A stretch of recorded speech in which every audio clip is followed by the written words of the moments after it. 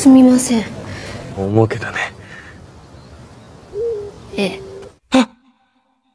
だからそれ逆ってことはヒシロさんは。 Pada awal film kita diperlihatkan dengan tokoh utamanya. Dia adalah Kaizaki. Di sini dia adalah seorang pengangguran yang menghabiskan waktunya untuk tiduran tak jelas. Namun dia masih berusaha untuk mencari pekerjaan. Akan tetapi dia selalu mendapatkan penolakan karena dulunya dia sempat bekerja di suatu perusahaan, namun hanya 5 bulan saja. Oleh karena itu Kaizaki sulit untuk mencari pekerjaan karena perusahaan di Jepang selalu melihat riwayat kerja sebelum menerima pegawai baru. Suatu hari dia mendapat telepon dari temannya bahwa saat ini temannya mengira jika Kaizaki masih bekerja dan sudah gajian.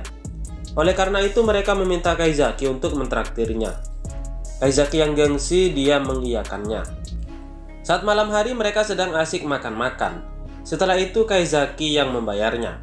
Namun dia terlihat tak ikhlas karena mungkin itu adalah uang terakhirnya. Saat di perjalanan pulang, dia bertemu dengan orang misterius. Dia adalah Yaoke. Di sini Yaoke menawari Kaizaki untuk mengulangi hidupnya karena Kaizaki sudah terpilih dalam eksperimen real life, di mana eksperimen ini untuk mengurangi orang-orang pengangguran.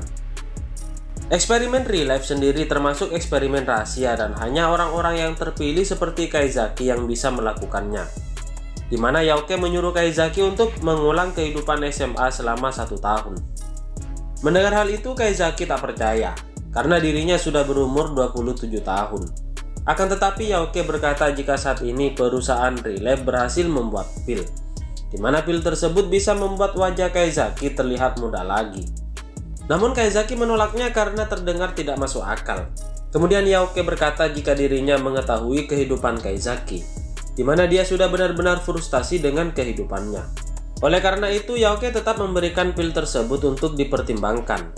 Keesokan hari terlihat Kaizaki yang terbangun dengan sedikit pusing.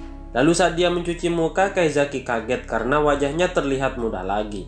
Yang ternyata dia tak sadar sudah meminum pil dari Yaoke.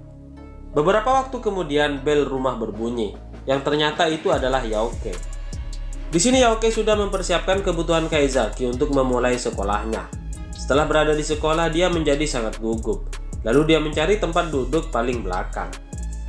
Kemudian dia didatangi oleh cewek yang bernama Ishiro jika tempat itu adalah tempat duduknya.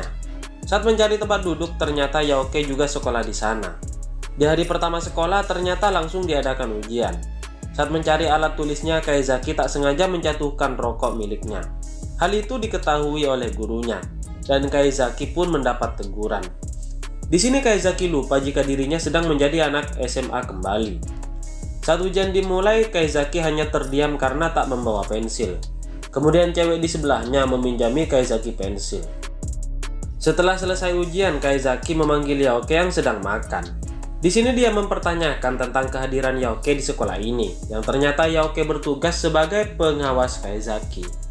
Oleh karena itu dia akan selalu berada di sisinya. Namun Kaizaki tak mempermasalahkannya karena dirinya hanya butuh pekerjaan dan uangnya saja. Di sini juga diketahui jika Kaizaki berhasil menjalankan misinya, ingatan semua orang yang berhubungan dengan Kaizaki akan menghilang. Setelah itu Kaizaki melihat Ishiro yang terlihat kesulitan. Setelah Kaizaki bertanya apa masalahnya, ternyata semua murid yang berprestasi akan mendapat makan gratis di kantin. Namun di kantin sedang tak mengadakan makan gratis sebagai murid berprestasi, karena sebenarnya Ishiro tak pernah membawa uang saat di sekolah.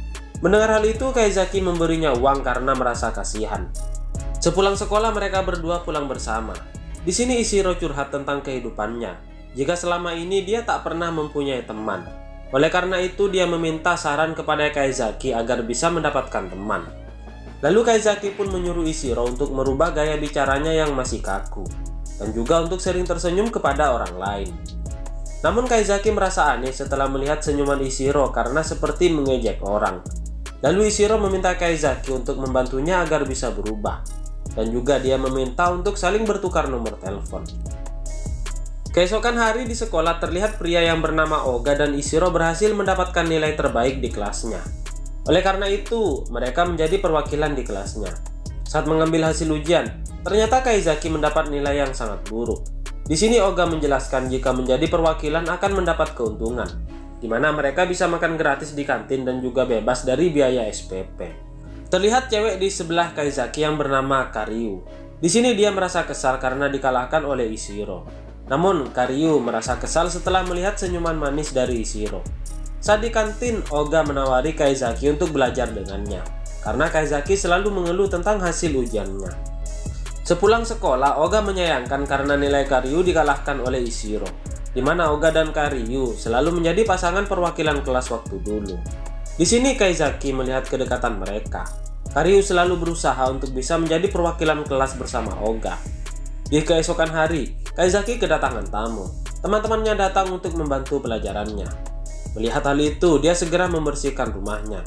Saat di sekolah, Karyu semakin panas setelah melihat Oga dan Ishiro semakin dekat. Di satu sisi, Kaizaki juga melihat mereka bertiga. Sepulang sekolah, terlihat Karyu yang memasuki kantor. Di sana Ishiro juga sedang bersama gurunya. Karyu yang kesal dengan Ishiro, dia langsung mengambil tas Ishiro. Namun saat di luar, dia malah bertemu dengan Kaizaki. Di sini Kaizaki menyadari jika tas yang dibawa oleh Karyu adalah milik Ishiro. Akan tetapi Karyu menghiraukannya. Saat akan pergi, Kaizaki mencoba untuk menghentikannya. Namun mereka berdua malah jatuh dari tangga. Di ruang UKS, Kaizaki bertanya kenapa Karyu mengambil tas Ishiro.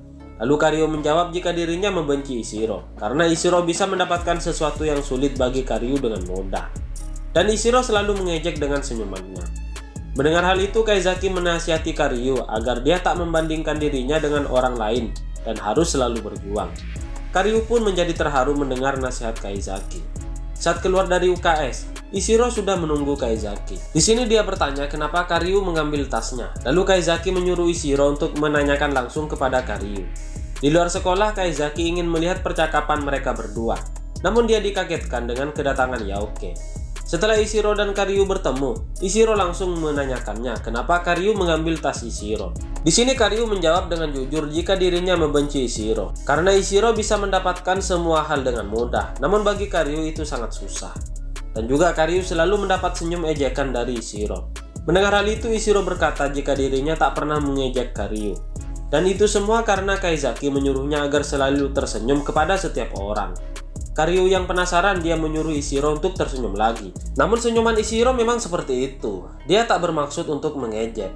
Ishiro juga menjelaskan jika dirinya selalu tersenyum ke Karyu karena dia ingin berteman dengannya. Akhirnya Karyu mulai menyadari akan kesalahpahamannya. Dia lalu menerima Ishiro sebagai temannya. Saat di rumah, Kaizaki teringat dengan seniornya, di mana senior Kaizaki sudah dijebak oleh pegawai lain yang iri dengannya. Hal itu yang membuat seniornya mengundurkan diri. Akan tetapi, Kaizaki mendengar kabar jika seniornya bunuh diri. Oleh karena itu, Kaizaki juga mengundurkan diri dari perusahaannya. Saat musim panas, cewek bernama Onoya mengajak mereka semua untuk pergi ke festival kembang api. Scene kemudian berpindah. Di perpustakaan, Kaizaki menyadari jika Oga memiliki rasa kepada Karyu. Lalu dia menyuruh Oga untuk menembaknya. Tiba di hari festival, di sini mereka semua menikmati festival tersebut. Beberapa waktu kemudian tiba-tiba hujan turun. Mereka pun bergegas untuk berteduh. Di sini Oga mengingat perkataan Kaizaki untuk menembak Karyu. Kemudian dia membulatkan tekadnya, lalu dia menyatakan perasaannya kepada Karyu. Mendengar hal itu, Karyu langsung berlari meninggalkannya. Di sini Kaizaki juga menyadari jika dirinya menyukai Ishiro. Di keesokan hari, di sekolah mereka juga mengadakan festival. Mereka juga ikut memeriahkan festival tersebut. Setelah selesai, terlihat Kaizaki membantu Ishiro. Di sini Kaizaki juga membulatkan tekad untuk menyatakan perasaannya kepada Ishiro. Akan tetapi Ishiro pun menolaknya. Karena kejadian itu semua, mereka berdua terlihat canggung saat bertemu. Ketika malam hari, Kaizaki berniat untuk berhenti dari misinya karena sudah kehilangan kepercayaan diri. Namun Yaoke menyuruh Kaizaki untuk ke kuburan seniornya untuk mendapatkan pencerahan. Scene kemudian berpindah. Terlihat Kaizaki yang berdoa untuk seniornya. Setelah selesai, dia bertemu dengan adik seniornya. Dia di sini berkata jika kakaknya mengalami kecelakaan saat berangkat ke perusahaan barunya. Dia juga berterima kasih kepada orang yang bernama Kaizaki, karena sebelumnya senior Kaizaki selalu dibantu dan disemangati olehnya. Di sini Kaizaki mengetahui kebenarannya. Saat di perjalanan pulang, Kaizaki mengurungkan niatnya untuk berhenti dari misi. Di sini dia juga berkata jika dirinya akan terus berjuang dan memberi teman-temannya kenangan untuk terakhir kalinya. Walaupun mereka tak akan mengingat Kaizaki setelah misinya selesai. Di keesokan hari, Kaizaki mengajak teman-temannya untuk wisata setelah ujian kelulusan. Dia juga tak lupa mengajak Yaoke. Sepulang sekolah terlihat Yaoke yang menemui Ishiro yang ternyata Ishiro termasuk orang yang mengikuti eksperimen real life sebelum Kaizaki. Di sini Ishiro berterima kasih kepada Yaoke. Karena saat misi pertama Ishiro gagal. Kemudian dia memohon kepada Yaoke untuk diberi kesempatan kedua. Ishiro bersyukur karena dipertemukan dengan Kaizaki. Oleh karena itu dia bisa berubah seperti ini. Dia juga berkata jika dirinya tak akan melupakan Kaizaki. Scene kemudian berpindah. Terlihat Yaoke yang masih kepikiran perkataan Ishiro. Karena jika sesama subjek berhasil menyelesaikan misi, otomatis mereka berdua akan saling melupakan satu sama lain. Kemudian tiba di hari liburan. Di sini Kaizaki sudah menyiapkan semuanya. Lalu mereka memulai liburan terakhirnya. Keseharian mereka terlihat bahagia dan seru sekali. Akhirnya waktu menuju senja. Di sini mereka berenam menikmati pemandangan senja, namun tanpa ditemani secangkir kopi. Saat malam hari mereka sedang menunggu bis terakhir. Kemudian bis pun datang. Di sini Yaoke merencanakan sesuatu, di mana mereka meninggalkan Kaizaki dan juga Ishiro, agar Kaizaki bisa berduaan dengan Ishiro. Di sini mereka berdua saling mengobrol tentang kenangan, karena mereka berdua tak tahu jika sama-sama subjek. Lalu Kaizaki mengutarakan perasaannya lagi, akan tetapi jawaban Ishiro berbeda. Kali ini dia mengungkapkan bahwa dirinya juga menyukai Kaizaki. Tiba di hari kelulusan, terlihat Kaizaki yang berterima kasih kepada mereka semua, karena dalam waktu 1 tahun ini dia bisa mengukir kenangan yang indah. Namun kata-kata Kaizaki membuat mereka menangis bahagia. Kemudian Kaizaki berpisah dan sosok Kaizaki akan menghilang dari kenangan mereka. Setelah beberapa bulan, terlihat Kaizaki yang mengambil pekerjaan sebagai guru. Keinginan Kaizaki adalah untuk membantu anak muda agar tak salah mengambil jalan. Selesai mengajar, Kaizaki melihat seorang perempuan yang duduk di tempatnya. Di sini mereka itu memperkenalkan diri jika dirinya adalah guru magang dan bernama Ishiro. Lalu Kaizaki mengantar Ishiro untuk menuju ke kelasnya. Saat di tengah perjalanan, tiba-tiba film ini pun selesai guys ya. Bagaimana menurut kalian? Sangat seru kan guys ya? Bagi kalian yang baru menemukan channel ini, mohon dukungannya dengan cara klik like, share, dan juga subscribe di bawah ini. Serta aktifkan juga tombol loncengnya, supaya kalian tahu jika ada konten terbaru dari channel ini guys ya. Oke, terima kasih guys. Bye-bye.